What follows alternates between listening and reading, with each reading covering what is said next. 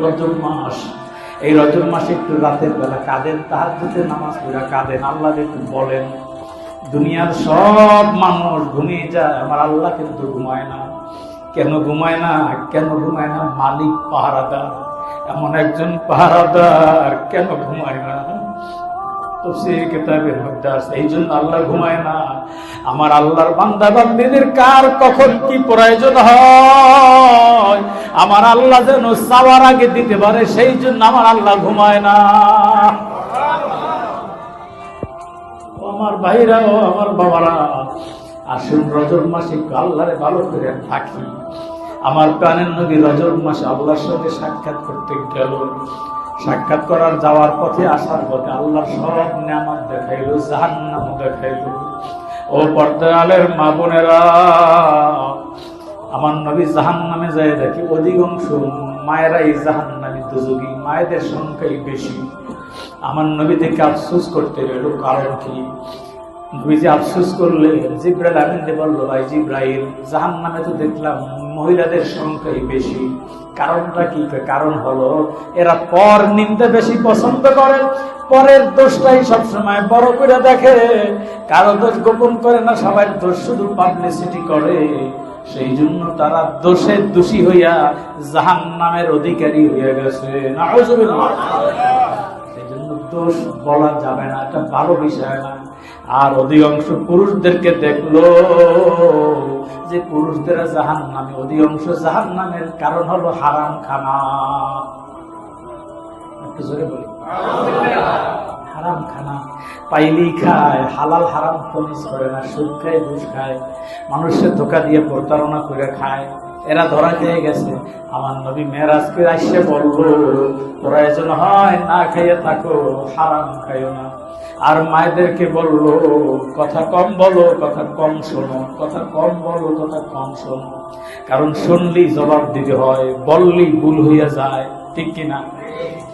কারো কথা শুনলেই জবাব দিতে মনে চায়, আর যখনই জবাব দিতে যায় তখনই ভুল হইয়া যায়। এই ভুল করতে করতে করতে করতে এক পর্যায়ে আজরাইল চলে আসে, আর তওবা করার সুযোগ হয় না।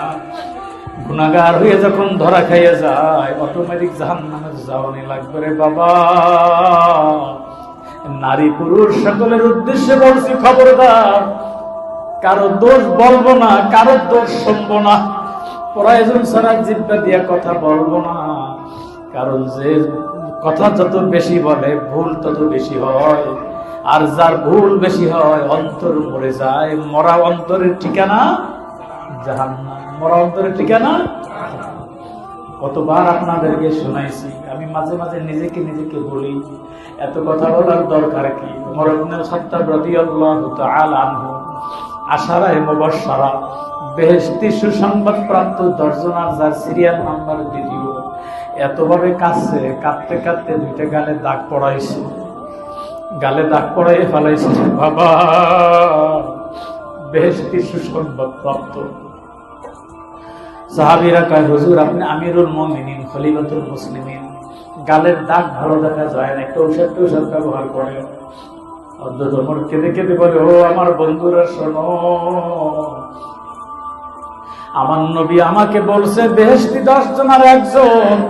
আমার নবী তো অনেক আগে চলে গেছে, হয়তো নবী চলে যাওয়ার পরে আমি এমন অন্যায় করছি, আমার সেই বেহেশতি 10 জনাতে আমার নামটা কাইটে ফেলানো হয়েছে। এখন আমি কাঁদি, কিয়ামতের দিন যদি আমার আল্লাহ ধরে, ওমর আমার কাছে কি নিয়ে আসছো, আখিরাতের জন্য কি নিয়ে আসছো? তখন আল্লাহরে বলবো, আল্লাহ কিছুই নিয়ে আসতে পারি না, আমি জাহান্নামের ভয়তে, তোমার ভয়তে কাঁদতে কাঁদতে দুইটা গালে দাগ পড়াইছি, দাগ দুইটা নিয়ে হাজির হয়েছি।